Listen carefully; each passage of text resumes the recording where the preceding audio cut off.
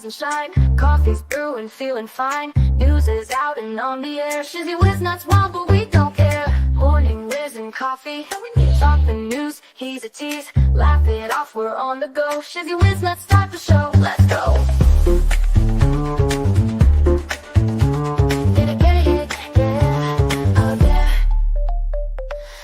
Spinning in the breeze, stupid jokes, he's such a tease. Sip the Java with a smile. Pants are off, but stay a while. Morning whiz and coffee. Talk the news, he's a tease. Laugh it off, we're on the go. Shizzy whiz, let's start the show. Let's go.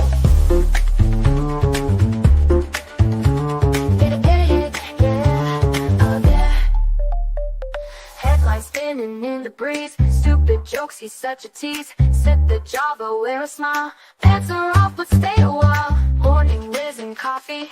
Talk the news, he's a tease. Laugh it off, we're on the go. Shizzy whiz, let's start the show. Let's go.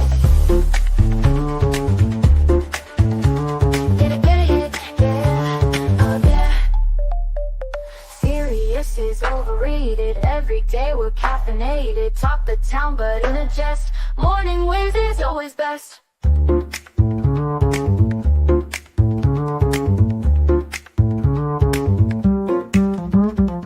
Clock is ticking, time to run. Morning show's a load of fun. Grab your mug, don't spill a drop. Laugh your ass off till you pop.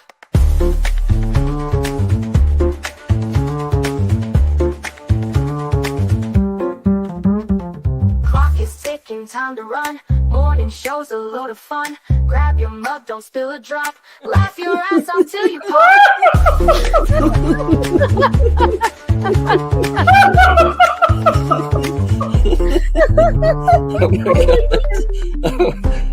Oh my god, Shizzy breaks Larry. Shizzy broke Larry.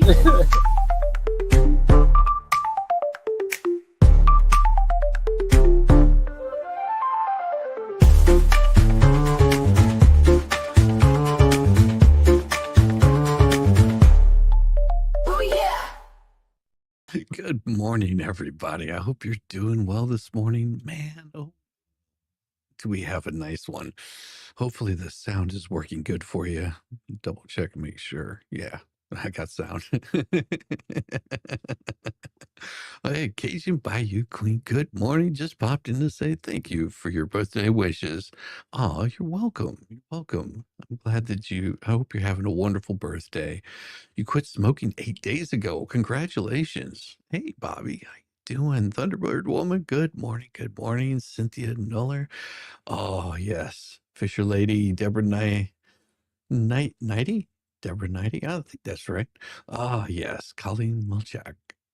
Nice.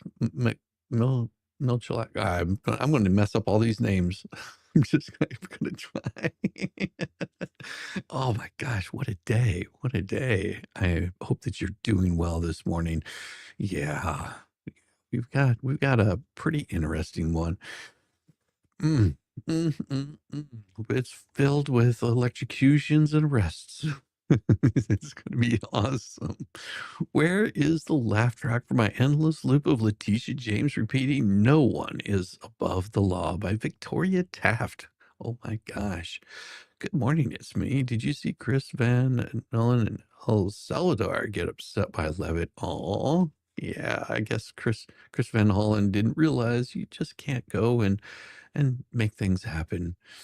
We sure didn't see this one coming. Tish James is legal hot water, and anyone who witnessed the injustice of her anti-Trump lawfare leading up to the 2024 election is feeling a major case of, well, just getting slapped on down today. What is the old saying about living in fraudulently mortgaged glass houses again? Well, news broke Tuesday night about Leticia, Tish to her detractors, James being targeted by the feds for mortgage fraud and all other kinds of mortgagee-related problems in the purchase of several homes, one of which is in Virginia, an entirely different state from New York. She calls it her main residence.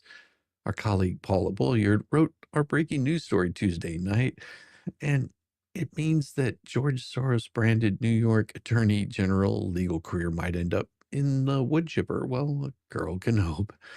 Paula reported that New York's top law enforcement officer appears to be in serious trouble for lying like a rug on mortgage papers. It's a Fannie Mae Freddie Mac Form 3047 in mortgage documents. She reaffirmed the North Virginia home or the Norfolk, Virginia home would be her primary residence, despite being the statewide public office holder of the state of New York at the same time and primarily residing in the state of New York. The referral letter explains. Here's why that's the problem. The state of New York requires the attorney general to live in the state. She allegedly lied on the application forms, claiming Norfolk home would be her primary residence.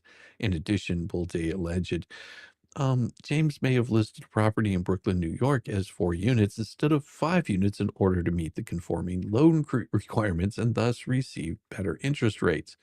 Gosh, it's almost as if she engaged in this massive amount of fraud. As you may have guessed, these words she used in her bespoke case against Trump when she alleged that he engaged in fraud. Think about that she kept harping on him engaging in fraud, while at the same time, it wasn't just a simple mistake, a slight oversight. The variations are wildly exaggerated, and the fraud was persistent and long-running. Tish has been doing this house collecting for years. Oh, that can't be good, Tish. But the most eye-popping part of Tish's travails is that her dad is allegedly identified as her spouse on mortgage papers in order to get a mortgage on her first property in New York. I could swear I heard Tish's state of New York swear that Donald Trump engaged in numerous acts of frauds and misrepresentations to inflate the value of assets and obtain favorable loans and insurance terms. Then, when her people said Trump's $1 billion Mar-a-Lago estate was worth only $18 million, well, at least he didn't say that he was married to his father to get a better rate. So Trump's got that going for him. It's important that attorneys general representing our respective states stand up and enforce the rule of law. The president of these United States is not above the law. No matter how rich, powerful, or politically connected you are, everyone must play by the same rules. Please sue him for us. Oh, we're going to definitely sue him. We're going to be a real pain in the And now the Trump Justice Department may be a pain in her you-know-what. The angle has obtained shocking allegations leveled by the Trump administration against New York Attorney General Leticia James. The Federal Housing Finance Agency has sent... It's a pattern here. Stupid people trying to make fetch happen while doing what they accuse others of. I know, isn't it weird? a criminal referral to the DOJ accusing James of mortgage fraud. In a letter to Attorney General Pam Bondi, Director Bill Pulte says James appears to have falsified records in order to meet certain lending requirements and receive favorable loan terms. He cited a property in Virginia that she's allegedly claimed as her principal residence and a property in New York that she claimed as a 4-unit structure instead of the required, instead of a 5, which Pulte says means she was able to get a different type and more favorable loan. Joining me now is Jonathan Turley, Fox News contributor and law professor at GW University. Jonathan, mortgage fraud is rampant in the United States. There's all sorts of fraud that's rampant. There's disability fraud that they've vowed to crack down on in the Trump administration. But this is another thing that they have vowed to crack down on because it costs real money. Your reaction to these allegations? Well, obviously, the irony is perfectly crushing. This is a person who prosecuted Trump for everything short of ripping a label off a mattress. And among the charges that were brought in New York, in not just the civil but the criminal case, was making false or misleading statements to financial institutions. And one of these sections, Section 1014 of the federal code, is prosecuted. It took me about 60 seconds of a search to find cases that the Department of Justice brought against people who falsely claimed that property was their principal residence in order to get loans. So this is well-tread areas for the Justice Department. Yes. Yeah, the Justice Department is really going to go after her. The FHFA, which is the Fannie Mae Freddie Mac, sends criminal referral to DOJ on AG James. As for James, if we apply the Leticia James standard that she created, there'd be little question here. This seems pretty straightforward. What the administration is saying is this was not her principal residence. In fact, as a New York elected official, she had to say that her principal residence was in New York. This was an out-of-state residence. But also, they claim that in some of these forms, she actually states that her father is her husband in order to file as a married couple. So there's a lot of those questions. And as you know, the Supreme Court just stated earlier in March in a case called Thompson that they want to see knowing false statements under sections like 1014, not just misleading statements. Yeah. George Washington University law professor Jonathan Turley told her that it's a day of ironies. This is a person who prosecuted Trump for everything short of ripping off a label off a mattress. And among the charges that were brought in New York in just a civil, but the criminal case was making false or misleading statements to financial institutions. And as for James, if we apply Leticia James standards that she created, there'd be little question here. This seems pretty straightforward. Turley said that James's alleged lies on her bunch of mortgage documents fit well within the new standard argued before the Supreme Court that just stated earlier in March in a case called Thompson, these are not misleading statements. Either they say this is your principal residence or they're not. Either you're married to your father or he's your father. Ew. There's are many ironies in this story, but one of the best, second only to the tables being completely turned on this unethical wench, is that the fact that the referral letter was sent to Pam Bondi, the AG, and Todd Blanche, the deputy AG. Blanche was Trump's defense secretary at both his New York trials and knows exactly how Tish misused the law to go on her personal and promised vendetta to get Trump. Hey, Todd, get Tish. Unlike Tish, however, you'll have to do it within legal and ethical lines. So let's raise our cup of irony and toast the old battle axe Tish, to Tish who taught us that the law is not just a sword, but sometimes a boomerang, because it sure sucks to be you.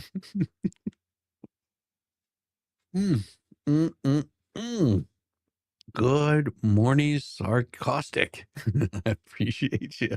Yes, rules for thee, not for me, as per usual. Big Tish can't do jail. She will sing on those corrupt judges. Oh, you think that she will? Yeah, it's interesting. It's interesting. People believe that they can get away with all kinds of things. And here's a small example. Here's a small example of people thinking they can get away with all kinds of stuff. I've had back-to-back meetings here in El Salvador with our team from the American Embassy, with the Vice President of El Salvador, with human rights groups.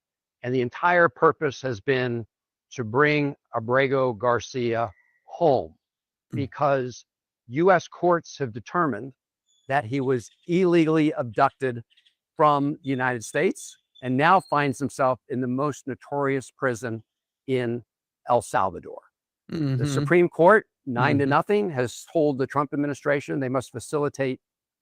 Now pay attention to the words because this is really important. Facilitate. Did not tell him that he was required to bring it back. They asked that he facilitate, which means you speak with the other country.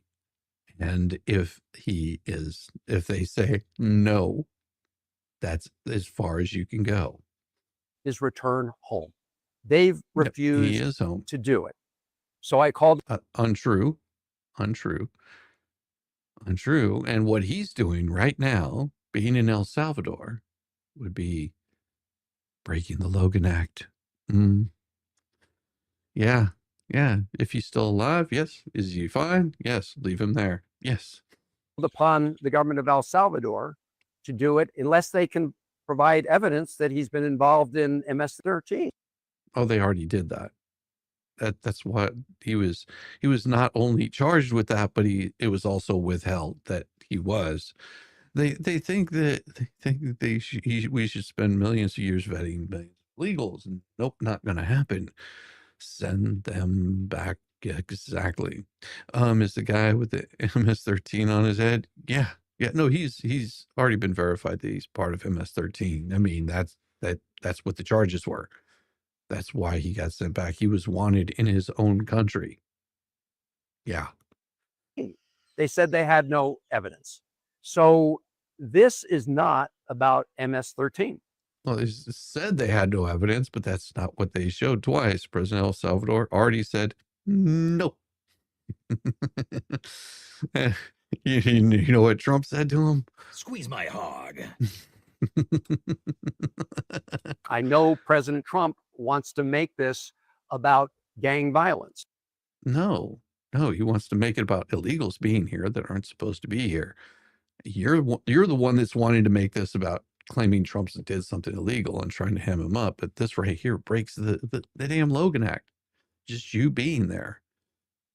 What purpose does this guy have from another country, not going to another country and claiming to be a representative of the United States? He's not fed. I have been fighting MS-13. Yeah, I can tell. Look at all the fight marks. Oh, I see. How long have you been fighting him? Huh? For years now. I'm in Maryland, and Chris Van Hollen is an idiot. Probably longer than Donald Trump even knew about MS-13. I care about every victim of crime. Really? So knowing that you're breaking the law right now, I wonder how you feel whenever he gets injured. That's why we have a court system. Yeah. Are you explaining like basic civics to us? Because the Supreme Court said you can facilitate it, but if it doesn't happen, nothing we can do, which shot down all of the lower judges for what they said. Yeah. Now the Supreme Court is standing by Trump on this one. I'm just here. Good morning, Shizzy and chat. Oh my gosh. This guy just needs a finger in his fart box. To hold people accountable when they commit crimes, to make sure that they get the punishment they deserve. We also have a court system to make sure that people who have not committed crimes or not been convicted of crimes. No, he's already been convicted, and it was upheld. Okay, idiot. Crimes are not disappeared. He wasn't disappeared. They know exactly where he is.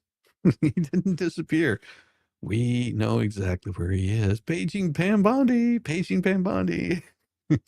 Out of the United States and sent to a notorious prison in El Salvador, like Abrego Garcia. This is simply about letting him have his day in court. He had it, and it was upheld. He lost. He got deported. Use the courts to make sure that we don't convict people who are not guilty and that we convict those who are. Yeah, he's guilty in his own damn country. That's why he was held in his own damn country. These people just don't quite get it, do they? They don't seem to understand that this is how our court system works. It's amazing, the hubris of these fools. Here, he just doesn't seem to get it. His loving wife had to get 2 protection orders on him. Now she's spinning what a stand-up guy he is. Get the F out of here. Yeah. I just landed at the airport in San Salvador a little while ago. I'm now en route into the city, looking forward to meeting with the team from the American Embassy. And I do want to thank our Foreign Service officers and the whole team at this embassy and embassies around the world for all the good work they do on behalf of our country. No, yeah, okay. It's Orwell's new speak, yes. And it says, illegal alien by definition is committed a crime. Cognitive dissonance at its best. Exactly. Well, this is a pretty common common problem that you run into with a lot of these politicians that just don't seem to want to pay any attention. And here is the fool, yet complaining even more. Oh my gosh, this fool just cannot handle it. He can't handle it. I also told his wife and family that I would try to meet with Mr. Abrego Garcia while I was here. And guess what? So I asked the vice president if I could meet with Mr. Abrego Garcia. Yeah, what happened? What happened? Tell us what happened. And he said, well, you need to make earlier provisions to go visit CCOT. I said, I'm not interested at this moment in taking a tour of CCOT. I just want to meet with Mr. Abrego Garcia. It's coming. He said he was not able to make that happen. He said he need a little more time. I asked him if I came back next week, whether I'd be able to see Mr. Abrego Garcia. He said he couldn't promise that either. So I asked him if I could get on the phone, either video phone or just a phone, and talk. Phone. He's in prison. Do you think they keep video phones just sitting around for prisoners? And if she admitted she's happy that his bag is gone, the gravy train would stop. Yes. Yeah. To Mr. Abrego Garcia, so I could just ask him how he's doing, so I could report back to his family. He said he could not arrange that. He said maybe if the American embassy were to ask, maybe that could happen. So I will certainly ask the American embassy to ask the government of El Salvador to connect us by phone. I asked him how about his family? How can he talk to his wife so that she can hear his voice? I let him know that the family has requested that. He said he was not sure whether he could make that happen. So we have an unjust situation here. Oh. That's the Trump administration is lying about Abrego Garcia. No, really? Really? Well, I don't think he is, and can't convince me otherwise. Cannot convince me otherwise on that. Oh, yes. Good morning, Jenny 8675309. She admitted she's happy. Yeah, if she just admitted that she's happy the ship bag was gone, the gravy train would stop. Yeah, she can't do that because everybody's paying attention to her. And that's where it gets just really, really crazy. But you can, for the low, low price of $1.99, meet the man who deleted the Democrat Party. A pair of earth-shattering, history-altering, Christie-sized stories broke this week, but they've mostly skated beneath the political periphery. That's because you can't grasp the sheer enormity of the consequences. Sorry, I hit a button that made my mic go mute. Of the consequences until you connect them together on their own.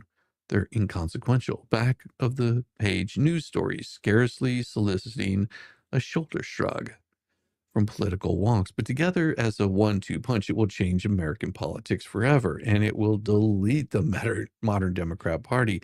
There's been a slow-moving coup, but nobody's noticed. It's tied to the larger political realignment nationally. Under the MAGA banner, the GOP has evolved into the party of the working man. The Bush-era days of country club conservatives have come and gone, assuming the club isn't Mar-a-Lago, of course. We've gone from Wall Street to Main Street, but the Democrat Party is realigning too. Liberals are frothing in furious rage, and not only Republicans, a record number have lost faith in the Democrat Party. Its favorability has never been this dismal.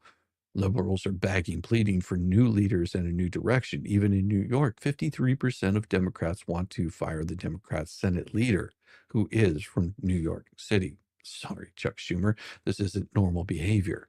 There's never been a better time for an outsider to seize control. Our first big story is Representative Alexandria Ocasio-Cortez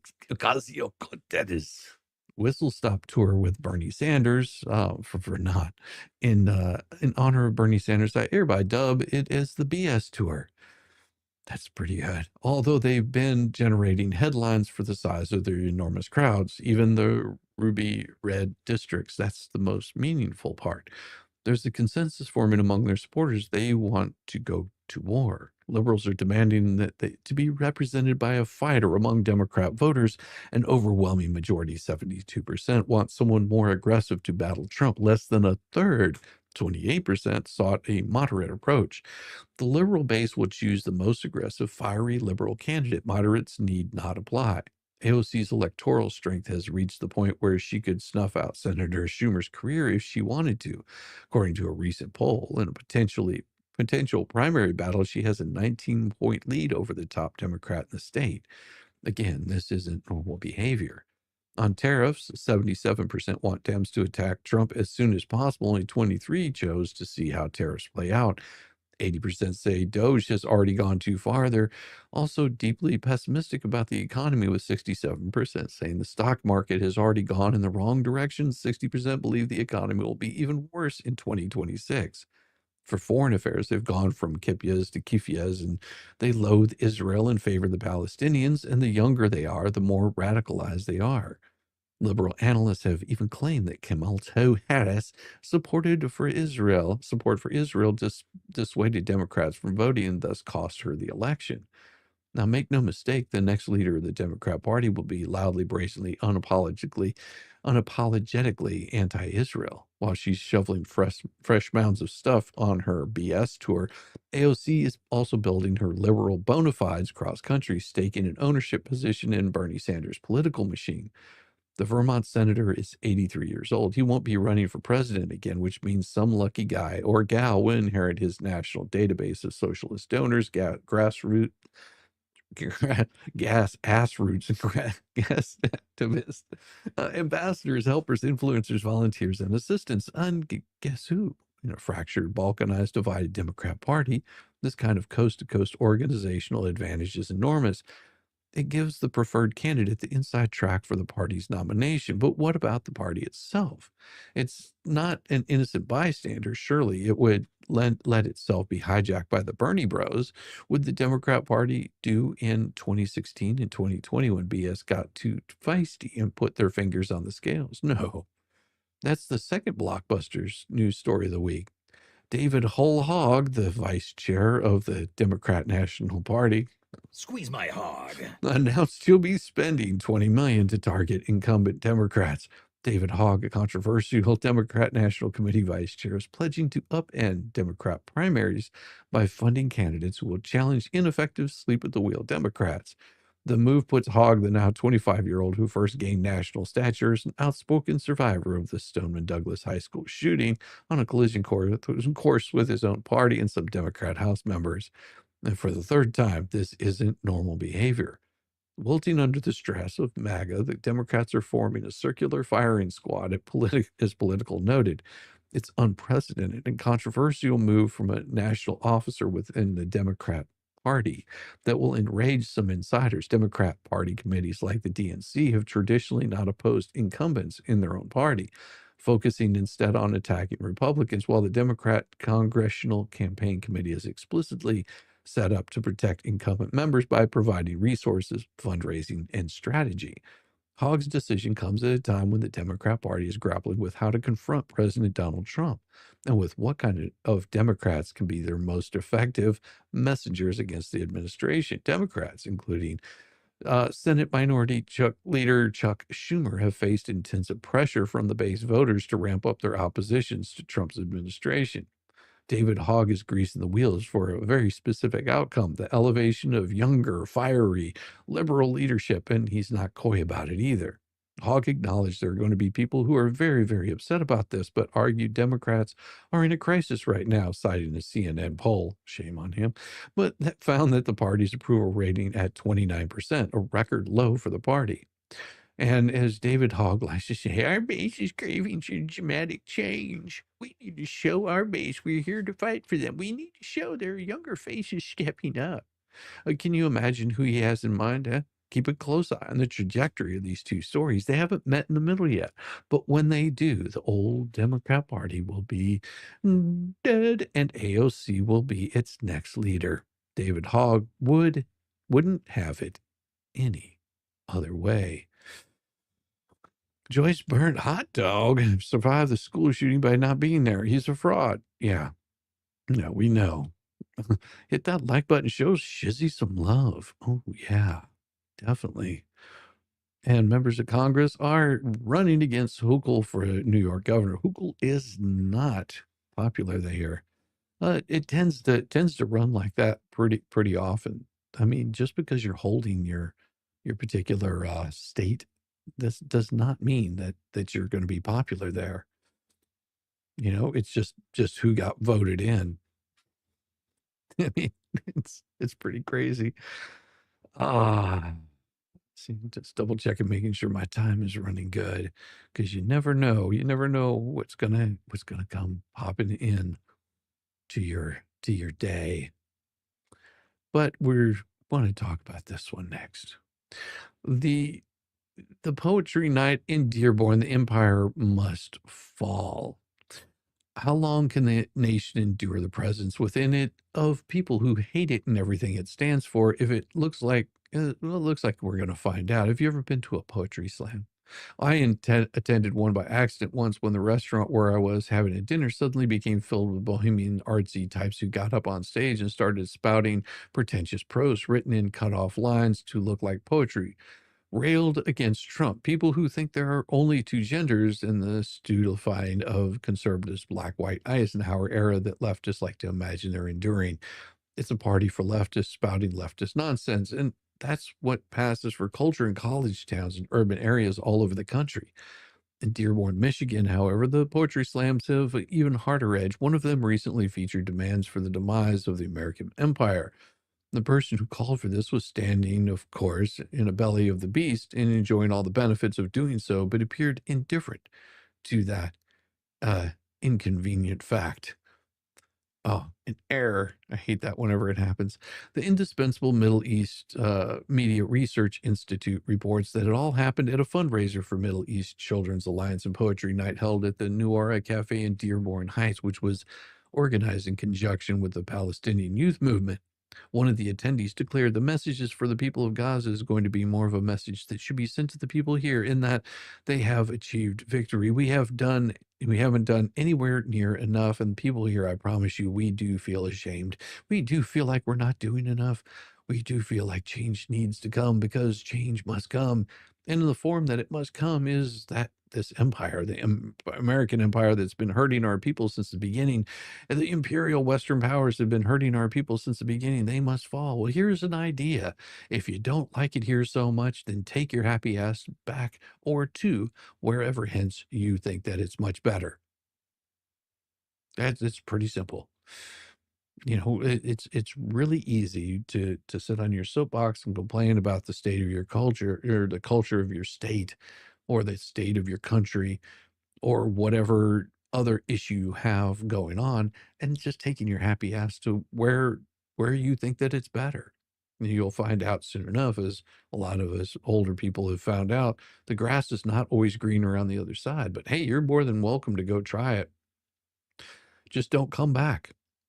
Don't come back begging whenever you go. No, I thought the grass was greener over there, but it's worse. It's filled with caca all over the place. I feel like I'm walking through a minefield. Yeah.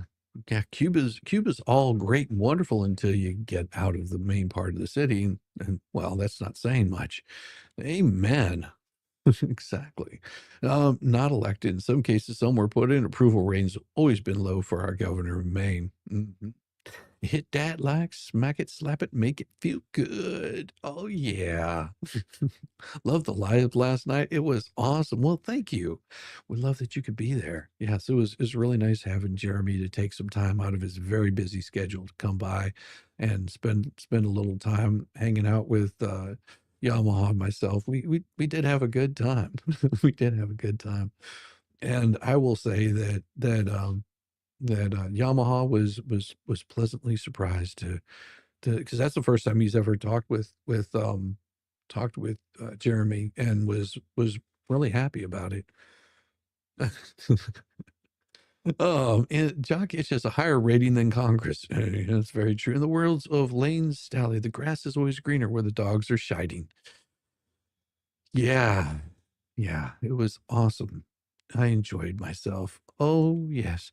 Last night was fantastic. All three of you. Well, thank you. No, we did have a good time. It was, and I knew that there was gonna come a letter that I didn't think Jeremy wanted to be a part of.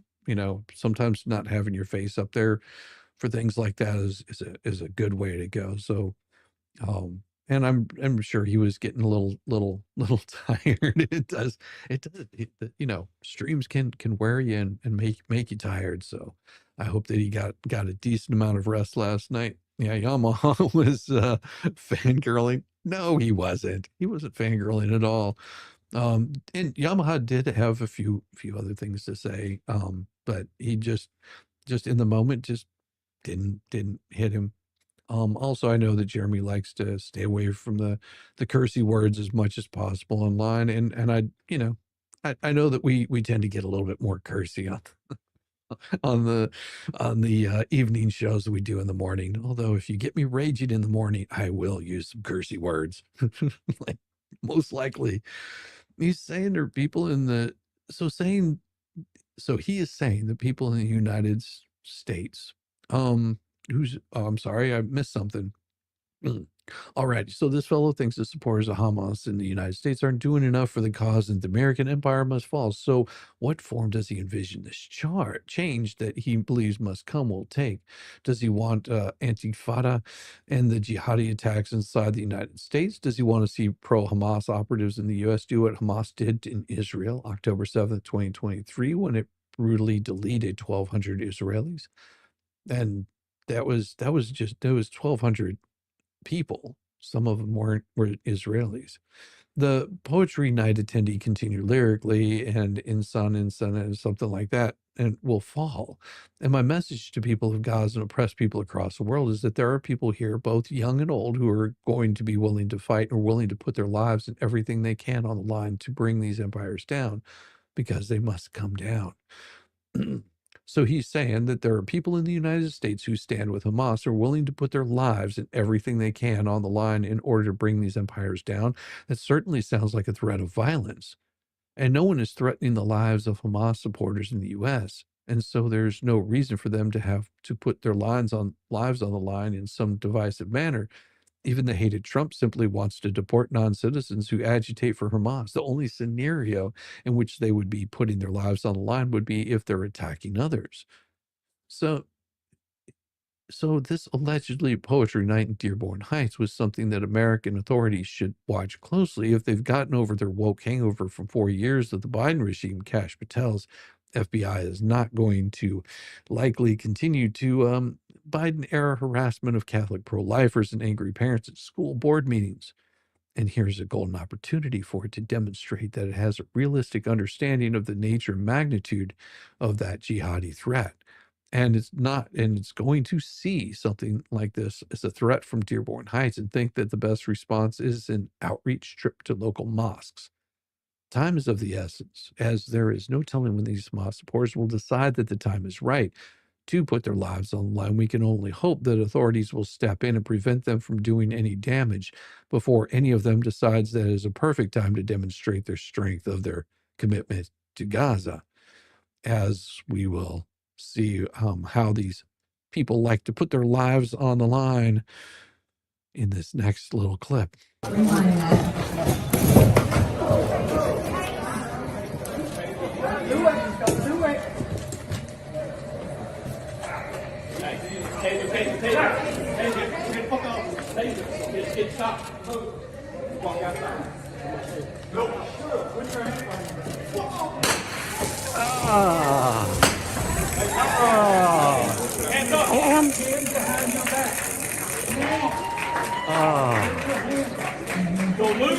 Stop.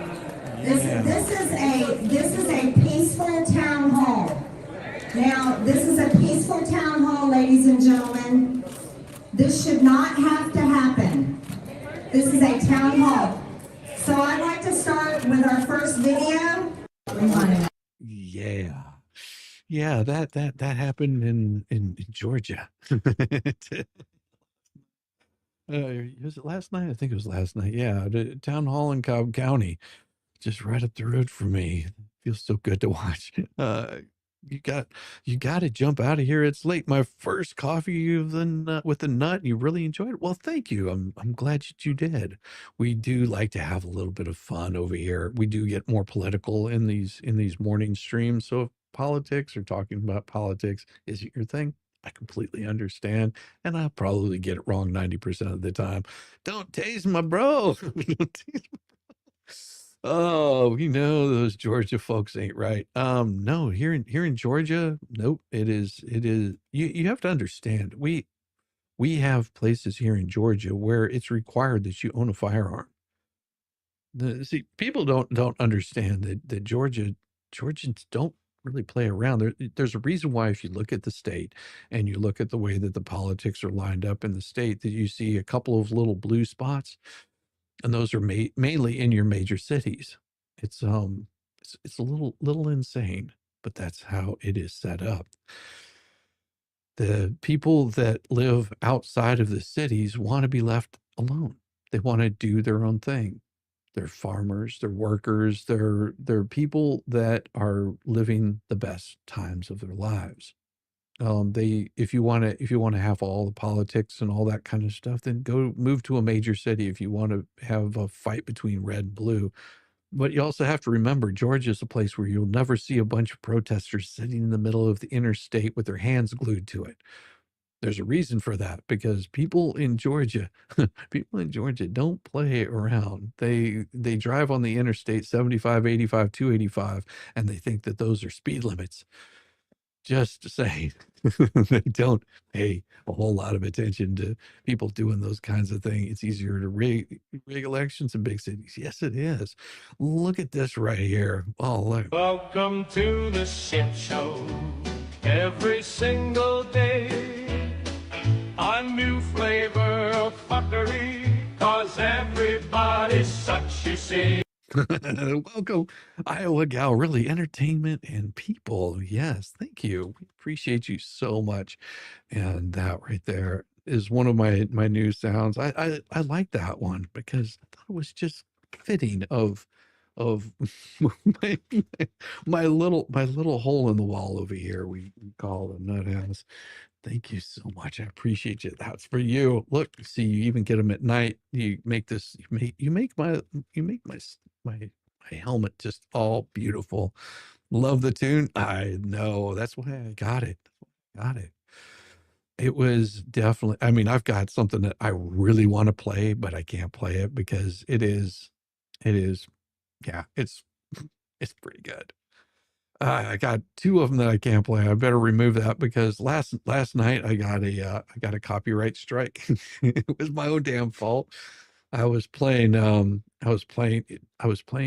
Mice and Men, the part where he starts responding, but the problem is the music in it, and I knew it whenever I did it. I was like, this has music. It's going to get me copyright stricken. So I played the whole thing. Yeah, I had to cut a little bit out at the very end of the stream last night. That's all it was. Just had to cut that out. So if you're noticing something's missing out of the stream, that's what it was. I want to pew pew. I know how to use it too. I don't mess around either. All the people who are aggressive, I'm not going to go down without a fight. Well, let's hope you never have to go down without a fight. What is this? Welcome to the shit show. Every single day, a new flavor of fuckery, 'cause everybody's such, you see. No, Timu Crew, Dwayne Rap. That's hilarious. Timu Crew. Does my helmet glow too? Glow in the dark now? No, but it's pretty close. I swear you could probably see it from outer space. I mean, it's getting there. I've just about wiped out all the white on my helmet. It is. I mean, if you go back to the earliest streams, I mean, look at that thing. It is just it is turning into one big glorious like disco ball. It still won't be as glorious as Rosalind Dukes. It's gonna be awesome. Oh my gosh. First morning show and loving it. Wow. Squeeze my hog. There we go. That's the one I was looking for. First morning show, and you're loving it. I do love doing the morning shows. The morning shows I have been doing for over a year now. And I talk, like I said, I talk politics. Not everybody will agree with me. But the cool part about it, thank you for the $20 spot. That was wonderful, Iowa gal. The beautiful part about the morning streams is it's completely different. And a lot of people always thought that I was, yeah, it's been probably close to a year and a half now that I've been doing the morning streams. Because my mornings used to consist of me getting up and I would read the news while I was, getting ready for work, go through my emails. And I was like, why aren't I doing a stream at this time and read the news and do all the things I would do in the morning? And it just turned into exactly what it is. Thank you very much, though. Yeah, first morning show. Glad you enjoy it. I enjoy doing these morning streams, and it also is a good start to people. And I know that there's quite a few people that just listen because they're getting ready for work and they want something really interesting to maybe talk about that day. You never know how much. And then of course I do have guests that stop by, and that's the other thing, is you get this wonderful thing somewhere about now that most people don't offer, and that is a short break so you can go grab some more coffee if you need to. It's pretty cool. I like it. And well, let's just give you a little bit of dancing music. How's that?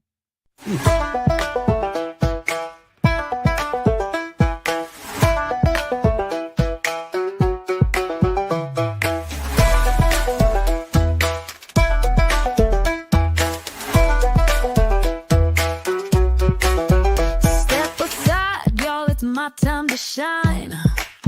I'm feeling the groove with these hips of mine. Hands in the air like spaghetti gone rogue. My knees are jelly and my hips just broke.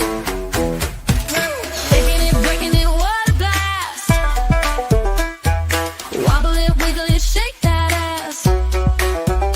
Do a jig or a jog, wiggle it to the side, or break that hip bone by moving your ass. Step up or stand aside. My shoulders pop like a rusty hinge.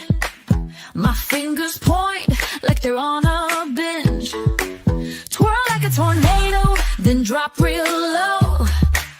It's not planned, it's a shit sideshow. I've got the rhythm of a clock that's broke. My dance floor moves are a big effing joke. Shaking it, breaking it, what a blast. Wobble it, wiggle it, shake that ass. Do a jig or a jog, wiggle it to the side, or break that hip bone by moving your ass. Step up or stand aside.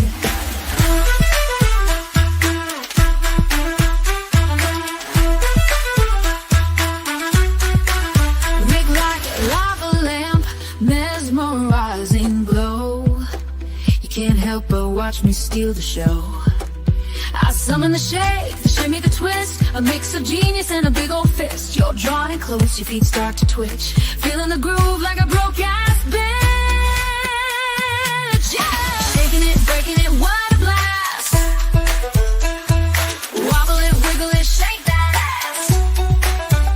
Do a jig or a jog, wiggle it to the side, or break that hip bone by moving your ass. Step up or stand aside. Now we're all in the shake, no need to be shy. Move like spaghetti and reach for the sky. We'll dance like we're cursed, laugh to a sore. Chizzy whiz nut reigns forevermore. So join the dance, let your weirdness unfurl. We're shaking ass, not a care in the world.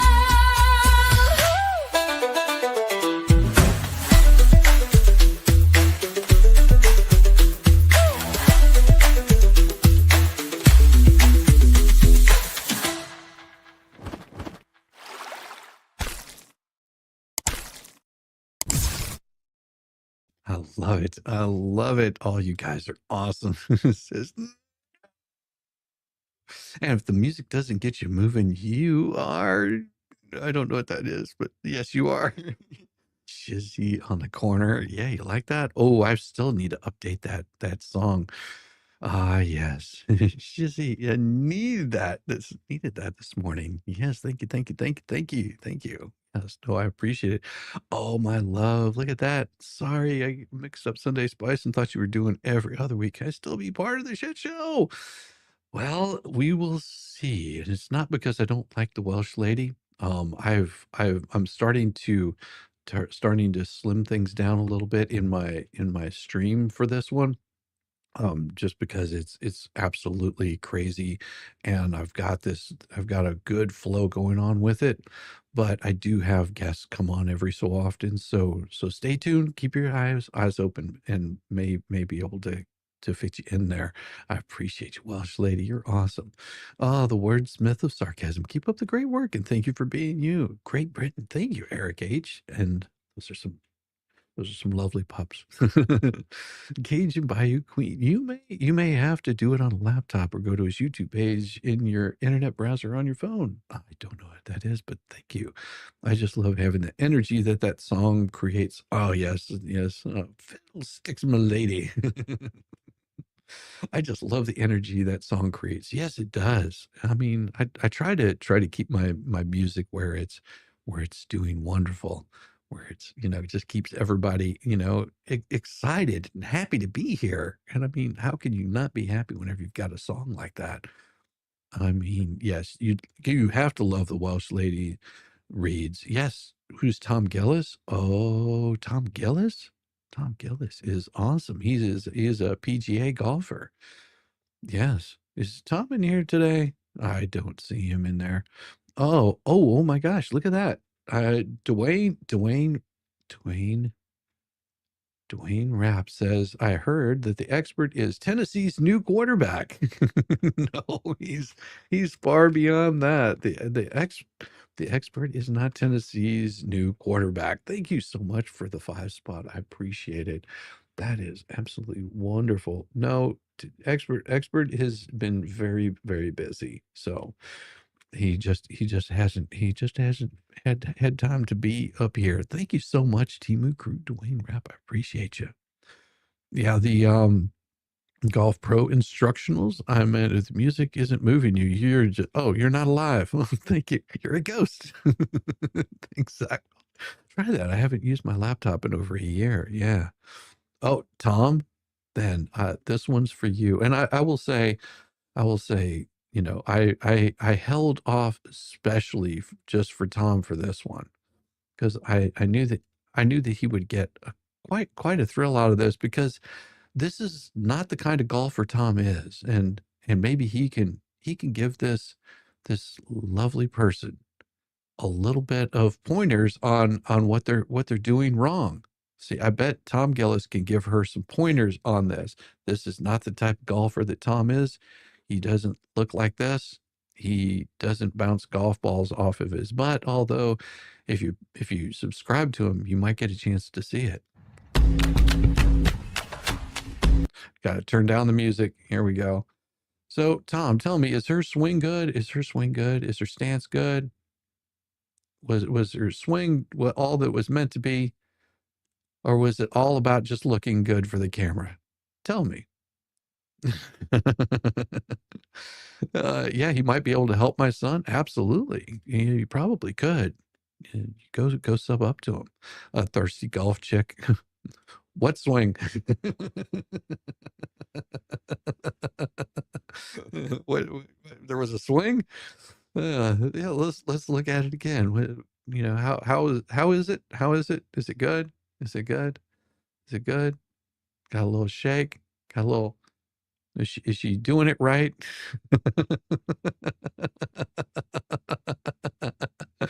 Yes.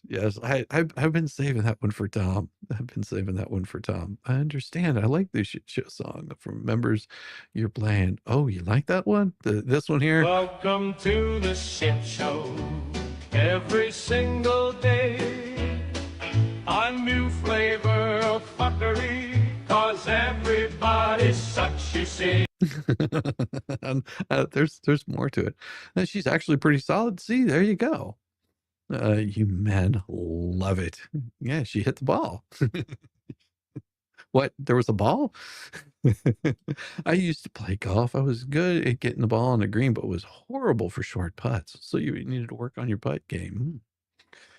Yeah. Good morning. She's out there looking for a rich husband. Hey, there's a lot of balls out there. In case you didn't notice, there's a lot of balls out there. If your ass is lumpy, you shouldn't wear that outfit. Yeah, you won't catch me in one of those outfits. Although there's a lot of ladies out there that might say yes. I love the Shake It song. Thanks, Shizzy, you rock. Yeah, that's a video that I put together along with some of my own music. If you haven't checked it out, I have albums, all kinds of stuff out there. Wow. Tammy. Yes, it is. It is a wonderful place to be. The morning streams are some of my absolute favorites out here. We just have such a good time with it. Oh God, I wish I could show this one to you, but unfortunately for me, I'm not able to because it'll get me a copyright strike. And what I'll have to do is some night, whenever I'm not worried about monetization, that I'll play it. Well, are we talking about balls, Rosalind? We always talk about balls over here. Especially whenever Tom shows up. She has a great playlist. Yes, I do. I have quite a bit of really good playlists out there. I've got the yes. I've got here we go. Yeah, there's I've got some pretty good albums. And as much as I've been doing lately, I might have another album release sometime soon. I mean, there's quite a few of them. I still got to finish up on Yamaha's song. If you haven't heard one of the songs I did for Yamaha, get your balls off my lawn.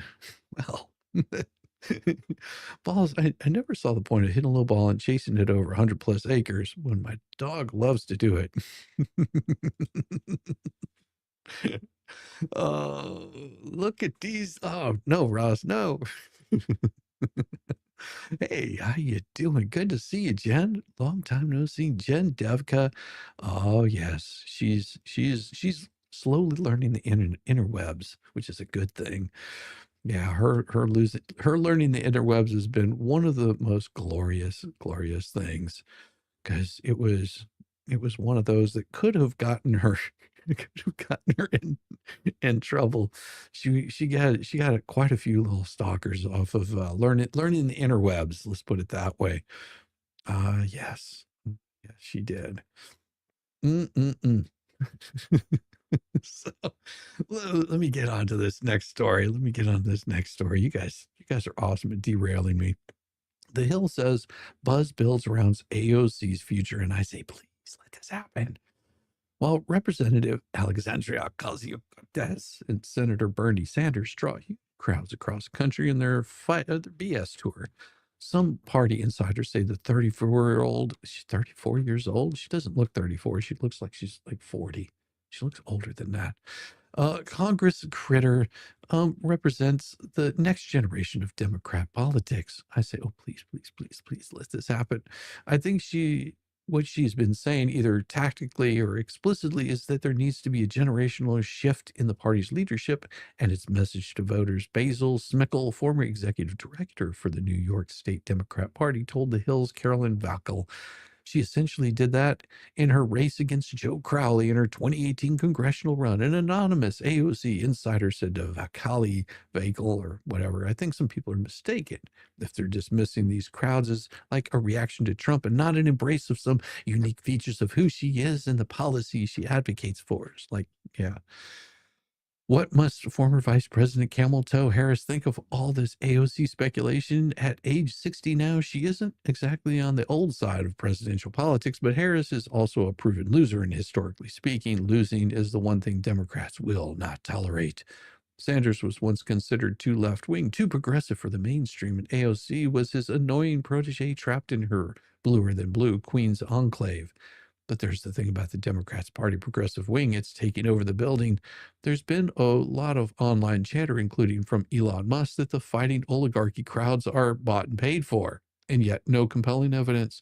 I'd wager that the post-Biden rump Democrat party is increasingly made up of hardcore lefties, candidates like Sanders and AOC, who are this close to serving as the vanguard of the revolution on the road to seizing the means of production and establishing a dictatorship of the proletariat, generally get their juices flowing. Bear with me, because I think the recent history backs me up. Bernie Sanders was well on his way to winning the party in 2020 nomination after having been effectively robbed of it in 2016 by Hillary Clinton's lead in superdelegates. Superdelegates are party elders whose votes count more than actual party primary voters do because of democracy or something. Something similar happened in 2020 when the party elders and second-tier candidates coalesced around Joe Biden.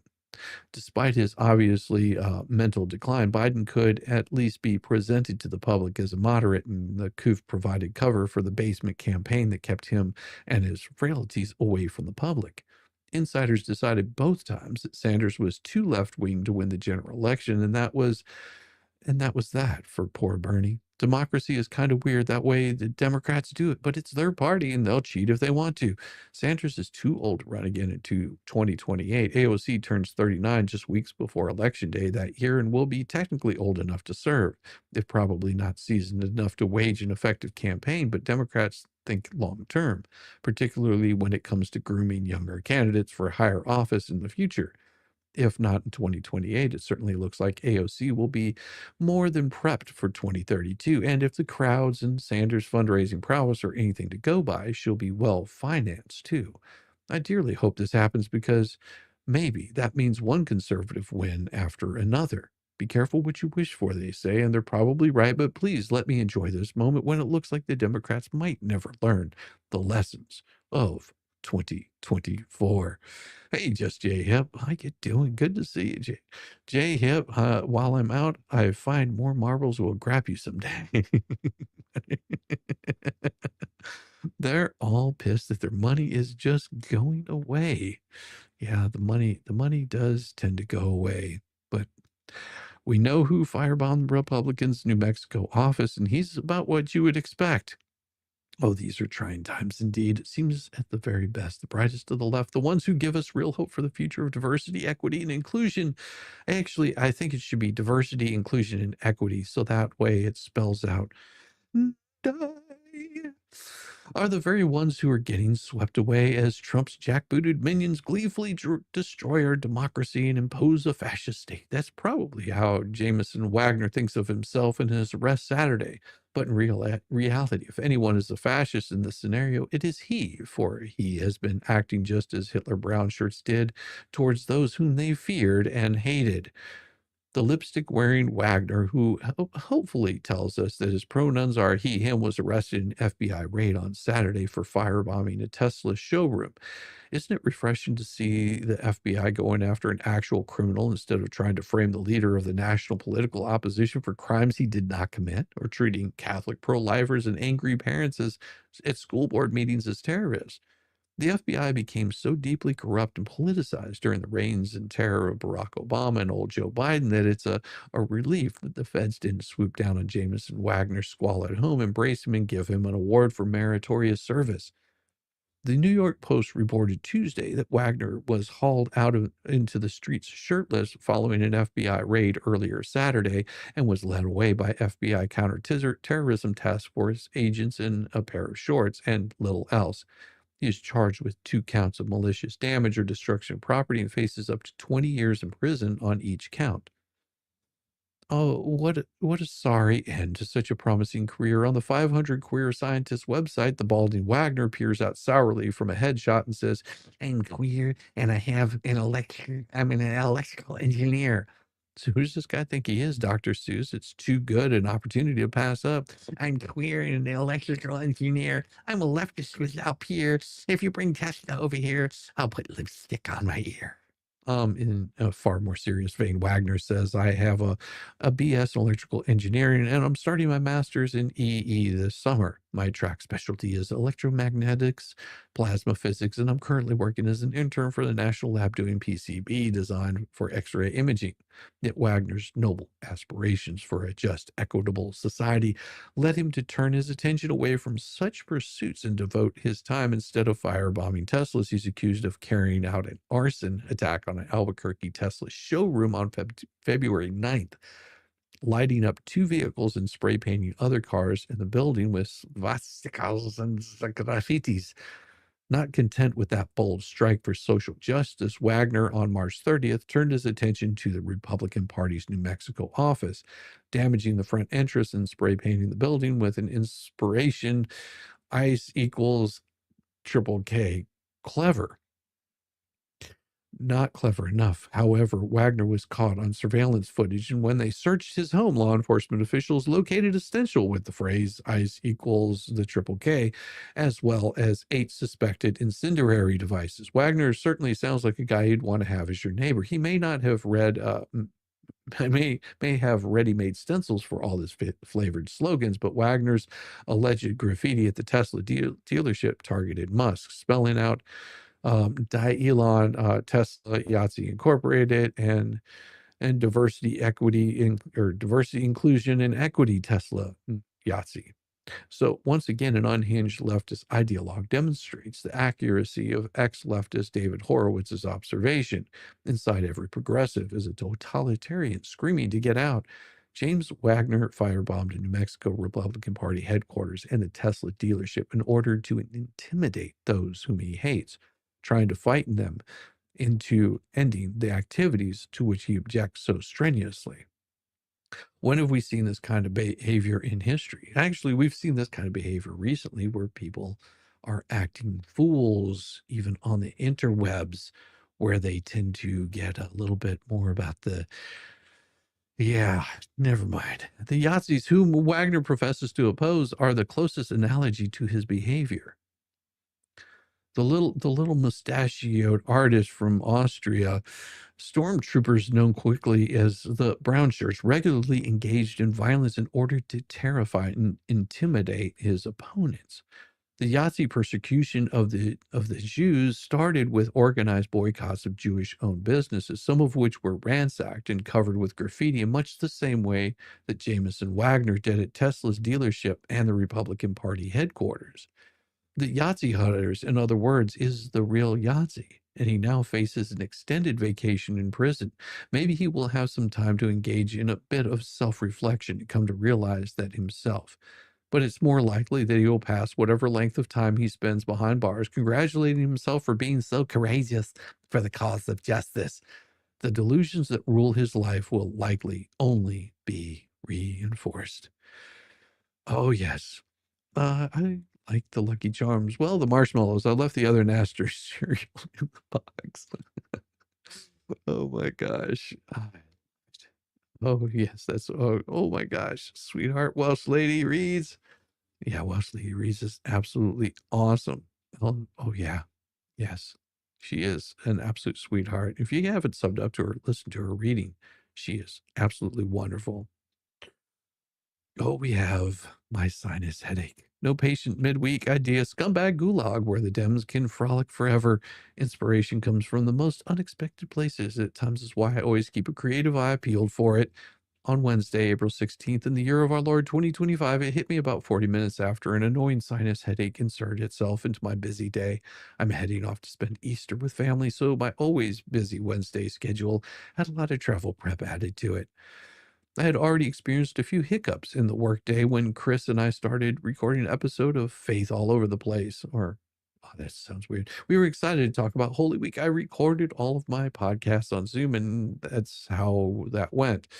It didn't take us long to figure out that it was a Zoom problem, so it looks like they had a problem. Zoom restored outages after thousands of users globally. So I went back to pursuing the opinion sections of the New York Times and Washington Post, which I do work every day, every day. I do every day, every work. Oh, she does this during the workday. Okay. While it's true that there's no journalism on the left and it's all opinion stuff, actual opinion writers are even more unhinged than their colleagues who pretend to be journalists. As an astute readers, we all know more unhinged on the left is almost impossible for normal people to fathom. It's like saying The View just added its ugliest cast member yet. Because I've been writing about lefty loons in the media for so long, I can take in the madness every day without it affecting me emotionally, mentally, or spiritually. It would appear that my patience with the inmates who are running the left media asylum is non-existent when I have a headache. However, unfortunately, I don't get a lot of headaches. My hump day headache impatient brought me to a level of exasperation I usually reserve for the poor performances by any of my beloved sports teams. I was deep into the Washington Post and New York Times opinion asylums when I had accident found out about Chris Van Hollen, the senator from Maryland, who was up to. Thus was born a column that combines complaining about my day as well as about what execrable people are leading the Democrat Party. Democrats love love useless grandstanding, especially when criminals are involved. So Van Hollen headed to El Salvador to stomp his feet and demand Maryland man Kilmer Garcia be released. Well, Abrego Garcia is the latest addition to the Dems' Trayvon Martin, George Floyd line of bad guys who they portray as being the second coming of St. Francis of Assisi. If they had a decent picture of Garcia as a teenager, that's all the media would be running. Because El Salvador is not run by madmen, Van Hollen's trip did not go well. Van Hollen met with the country's vice presidents, who told him that he wanted to visit El Salvador Centro, the confinement, where Garcia is currently being detained. He must schedule his visit well in advance. Van Hollen said if he asked if he could come back next week, Eula told him he couldn't promise that either. He also denied him a video or a telephone visit. Well, Eula eventually told him he'd need to try to arrange it through the U.S. Embassy, which Van Hollen said his plans to do, but he also continues to call on President Buchel to let Garcia walk free and return to the United States, I guess, so we can deport him again. El Salvador 1, criminal sympathizing Dem 0. Well, Van Hollen was getting embarrassed photo op. More came to light about just what a vile person Abrego is, which Sarah also wrote about. If Democrats feel most comfortable hanging out with the scum of the earth, fine. People gravitate to those whom they have most in common, so it makes sense. Decent people shouldn't have to be subjected to criminal appeasement antics of Van Hollen and his fellow Democrats, though. Round them all up, throw them on an island, let the Dems prisses like Van Hollen and Chuck Schumer try to make it through a real-life season of Survivor. Here's another idea. Maybe the Democrats could try to become better people who don't celebrate violent lawbreakers. We better go to island shopping. Oh my gosh, look at that. I love it. She's walking 3 times a day now and can sit in the living room. Oh, I love it. Speed reading. Thanks, Shizzy. Hey, I appreciate it. Give me just a second.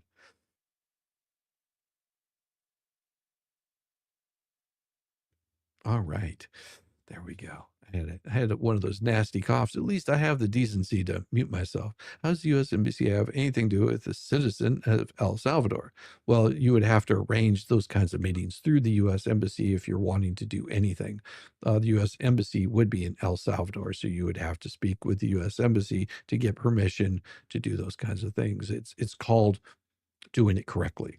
So, say for example, if I wanted to visit my relatives that I might have in another country, and they were on they would just happen to be in prison, who would I reach out to?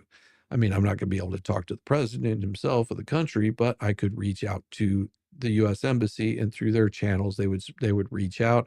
They could get translators, they could get everything organized, and then get all those details sort of happening. They make all those details happening. Just showing up and demanding, I need to see somebody. It's pretty caring of them, but that does happen. They do tend to jump on those bandwagons. But I do also have the cruisers. Oh, what band did I play for? See, I don't talk about that because that would tell people who I am. I like to remain a little bit anonymous out there. No, they were never anybody really big. So if you're ever wondering, no, they weren't world famous rock and roll stars or anything like that. We were just a local band that did some touring. That was just one of many bands. When did you want to stamp on your passport? Be that guy. Yeah. Don't be that guy. Gotcha. Oh, yes. Oh, yes, we have all, and we've missed seeing you, Welsh Lady. Might we will have one this weekend. So it's getting bright. It's getting beautiful. This Sunday we'll have another Sunday stream. It's always a beautiful thing. But we do have a morning briefing for you. Loading up on popcorn to watch Trump break Harvard. Ah, yes. Happy Thursday, Cruiser Morning Briefing friends. Programming note, I'm off to Michigan to spend Easter weekend with the family. Chris will be filling in tomorrow, and Kevin will be here for Monday morning briefing. Happy Easter, Passover to everyone, and I will see you all on Tuesday. Some of the things that have been most amazing to watch since last year's election is the Democrats' continued commitment to people, ideas, and the institutions that drove some of the most reliable voters into the arms of the Republicans. I say amazing because for most of 4 decades I've been in politics, the Democrats have been devastating and effective political machine. It was the Republicans who went around doing some dumb things over and over again. I hate when I got that cough. Welcome to the Trump Order, the new Trump Order, the diversity, inclusion, and equity, or DIE, efforts of the left had already been meeting with popular resistance long before the presidential election, which makes the lefties' affinity for it all the more baffling. There's only so much they can blame on Trump. It was blue-collar American beer drinkers who wrecked Bud Light, not teetotaling Trump. That was a red warning flag that turned rainbow and not that easy to ignore. Harvard University has decided to lock horns with the Trump administration over its demands that the school scrap DIE and, oh yeah, stop being a safe space for modern day anti-Semitic brown shirts. Lefties in social and mainstream media are full of, you go girl, cheerleading for Harvard's psychotic leftist folly. American leftists are used to so easily cowed Republicans that they haven't quite figured out that President Trump isn't the guy you want to rush into a game of chicken with. In response, Trump and his administration are moving quickly to make that very clear. This is from something that Catherine wrote earlier in the week. The Trump Department of Education has frozen over $2 billion in taxpayer funds to Harvard University, a hotbed of pro-Hamas neo-Jew hatred. Neo-Nazi Jew hatred. Sorry. The Education Department Joint Task Force in Combat Anti-Semitism issued on April 14th press release announcing that in light of Harvard's refusal to comply with reforms requested by the administration, federal funds are on hold. Harvard's statement today reinforces the troubling entitlement mindset that is endemic in our nation's most prestigious universities and college. The federal investment does not come with the responsibility to uphold civil rights laws. The task force announced the disruption of learning that the plagued campuses in recent years is unacceptable. Harassment of Jewish students is intolerable. It's time for elite universities to take the problem seriously and commit to meaningful change if they wish to continue receiving taxpayer support. Harvard administrators are still reveling in the attention they're getting from mainstream media for their Trump derangement syndrome tantrum so much they didn't blink after that news. Not to worry, Trump's cabinet wasn't done yet. Rebecca Downs wrote yesterday, Harvard University has been in the news plenty this week, and Trump's administration has decided it's done with the university not complying and thus freezing funds. President Donald Trump himself has been even posted over social media that Harvard should lose its tax status. On Wednesday night, Secretary Kristi Noem of the Department of Homeland Security announced the cancellation of $2.7 million in grants to the institution. The announcement came via the press release shared to the DHS website. Such as announcement began in part by declaring that Harvard is unfit to be entrusted with taxpayer dollars. That's not all, though, as the university could face even more consequences. The secretary also wrote scathing letter demanding detailed records of Harvard's foreign student visa holders' illegal and violent activities by April 30th of 2025 or face immediate loss of student and exchange visitor program certification. As the internet kids are fond of saying, Harvard has reached the FO part. While it's true that Harvard does have a massive endowment, it can't be spent however the school wants. That means that money that the federal government is keeping from Harvard can't be replaced by dipping into the endowment. Universities much prefer to fleece American taxpayers rather than their benefactors. It's ludicrous for the Harvard administrators to think that they can be swimming in billions of taxpayer dollars that are funneled to them through the federal government, but not be beholden to what the government wants. No one on the right has even taken a brief, easy run at the grifters in academia before President Trump is going after them and their money hard. It's like, Squeeze my hog. yeah. Sorry, I couldn't resist. There's a lot at stake here. The rotten academia is so deep that getting rid of it without burning it all down, a guy can dream, can't be done without half-hearted measures.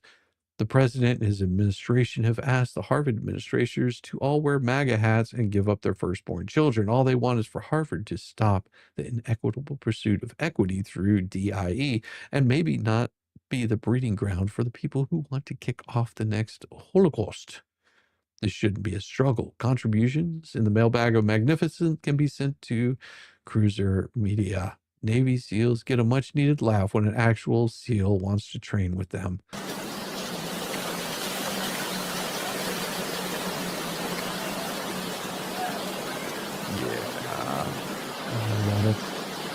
I love it. That brings so much joy to my heart to see that. J Hip says, I need more stickers, but with a J on them so everyone knows they're mine. Easter basket? You need an Easter basket with more stickers? Well, I will say that there's a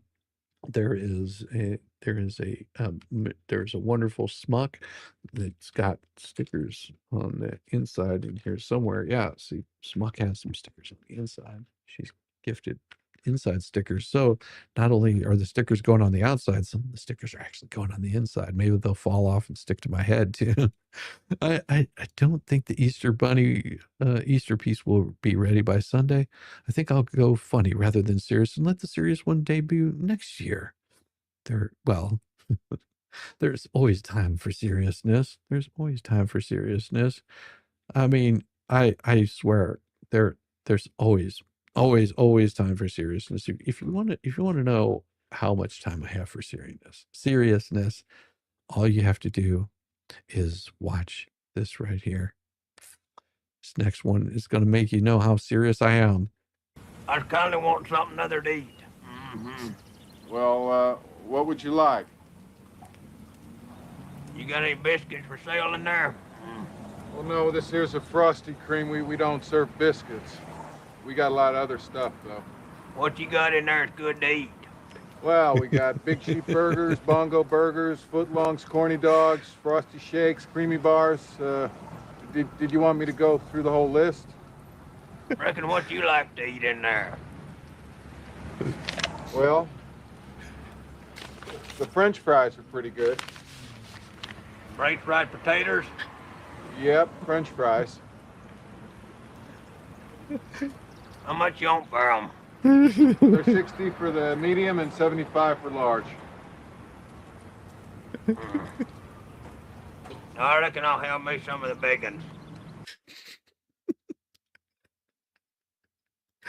Oh, it kills me. It kills me. It's just I didn't have the heart to correct Mo the other day. She thought the sticker has humor beans. That's awesome. Try the asshole scene from Spaceballs. I've got that one somewhere. I've got all kinds of like really, really cool stuff. I mean, this one was good also. That's a good question. What happens is that the center has the ball first, and quarterback will say hike. That's when the center puts the ball into the hands of the quarterback. So what I'll do is I'll start tackling the quarterback unless he give the ball to somebody else, in which case I'll try to tackle that person.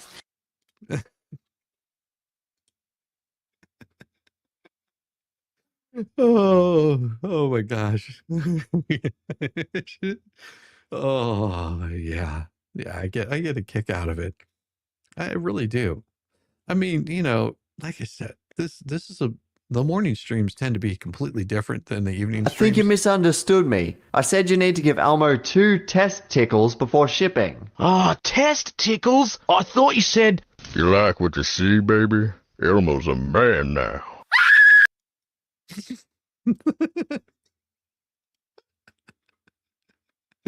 That one got me. That one got me.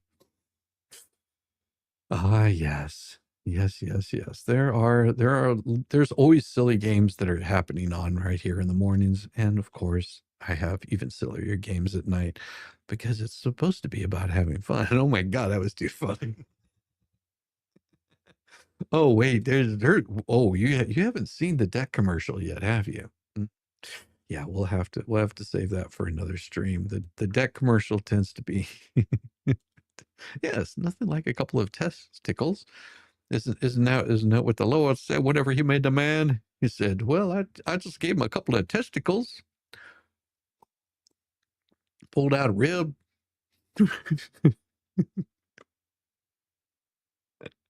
Loving the smiles. Yes, we love the smiles here.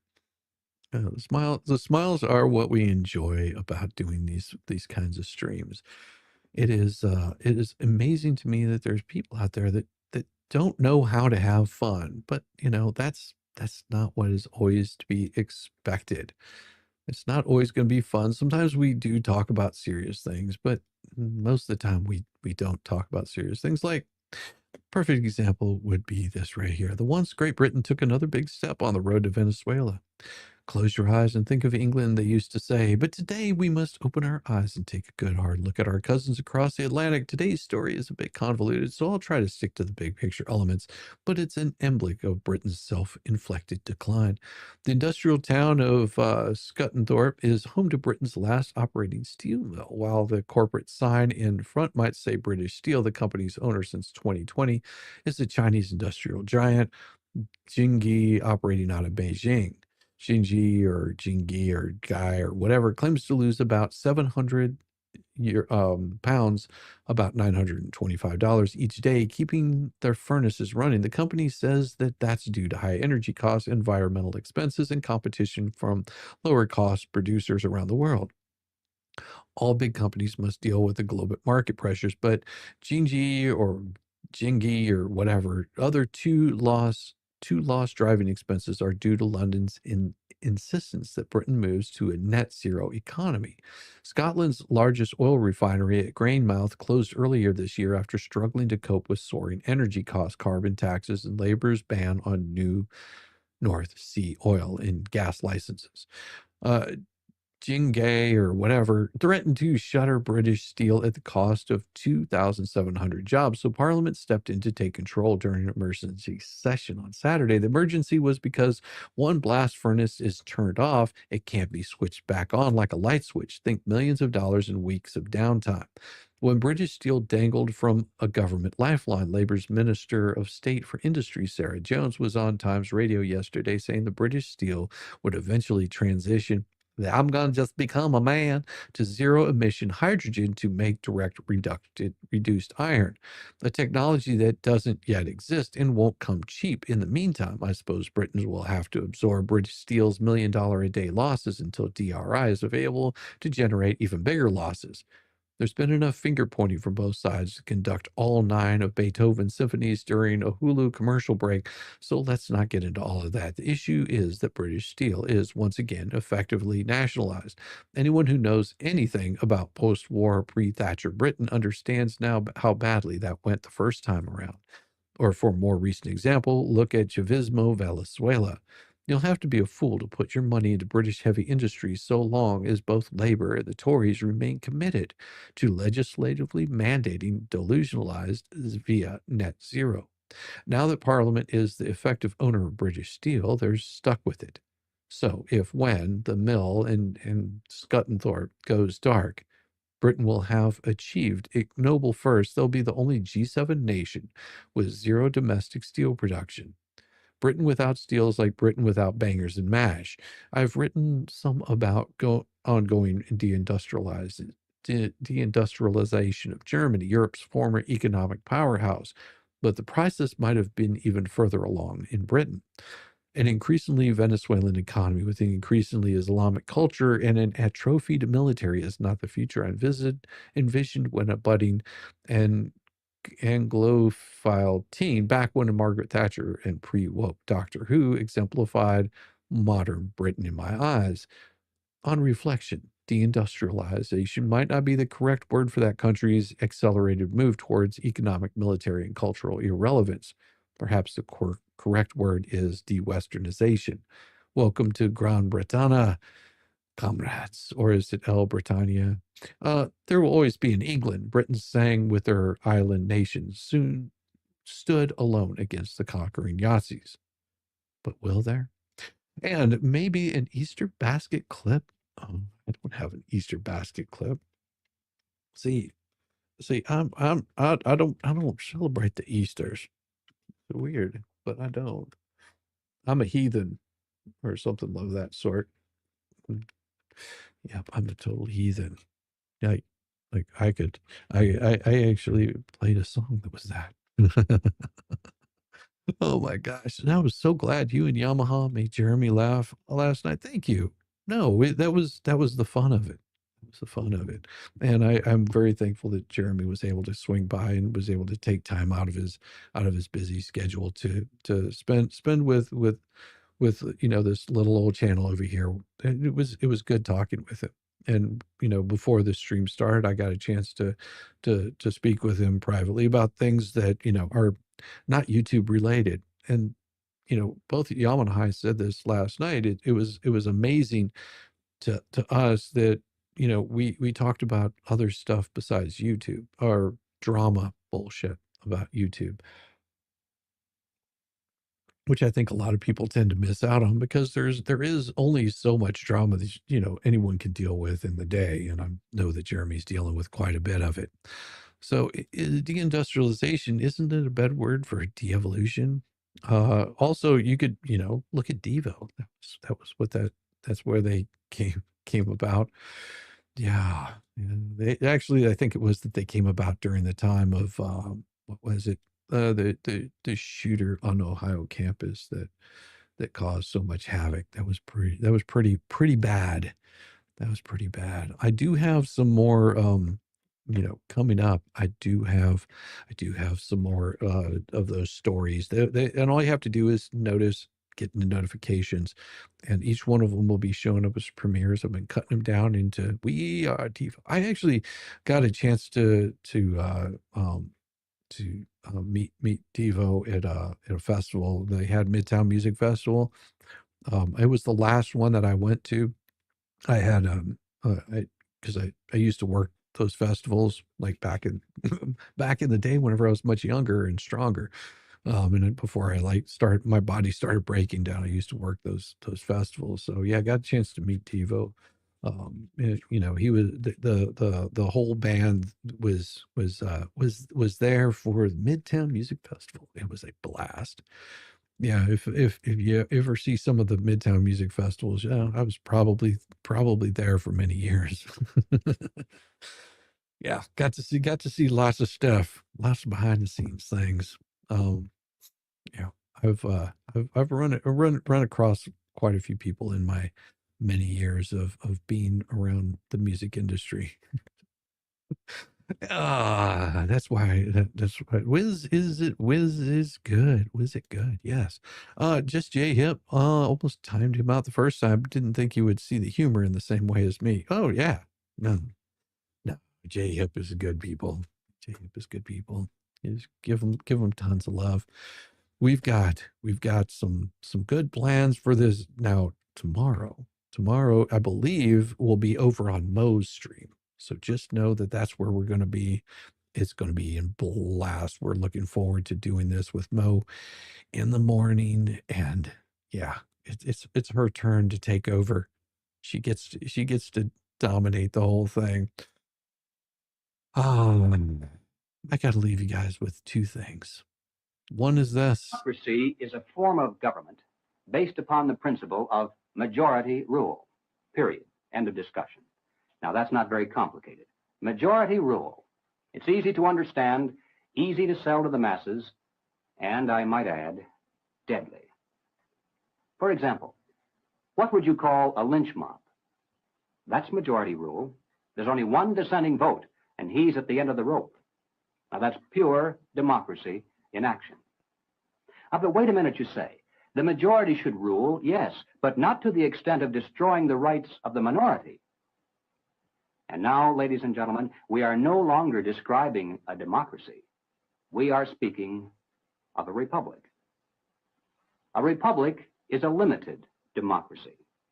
It's a form of government based upon the principle of limited majority rule. Limited so that the minority, even a minority of one, can be protected against the whims and passions of the majority.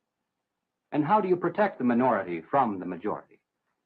You write down a set of rules on a piece of paper. You say, this we can do, that we cannot.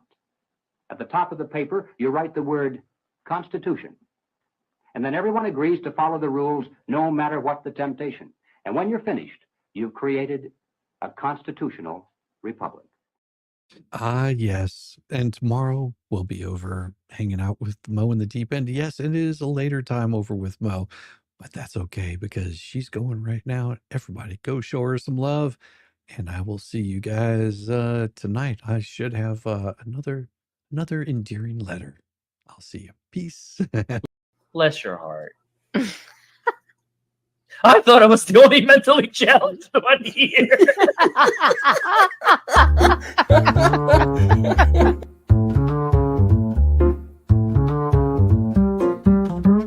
Get it, yeah, oh yeah.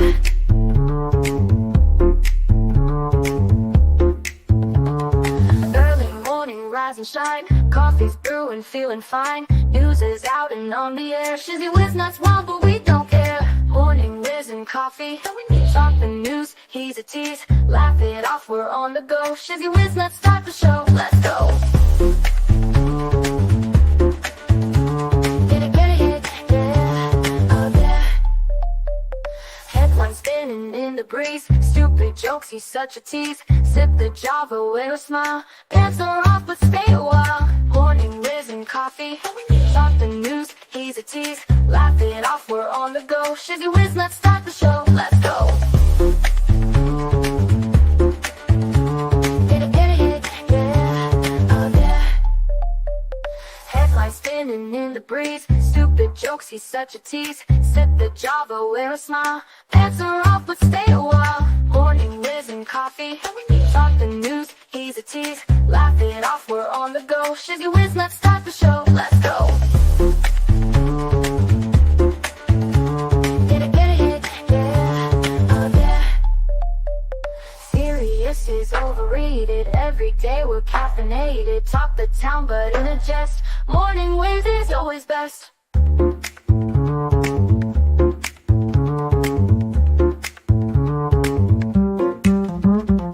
Clock is ticking, time to run. Morning show's a load of fun. Grab your mug, don't spill a drop.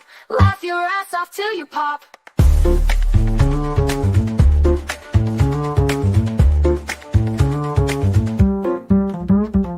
Clock is ticking, time to run. Morning show's a load of fun. Grab your mug, don't spill a drop. Laugh your ass off till you pop.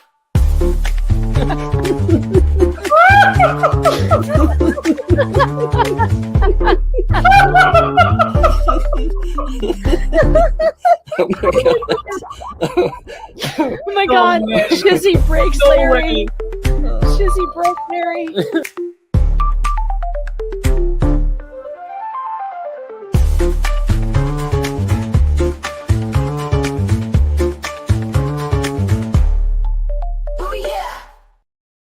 Wait, you're still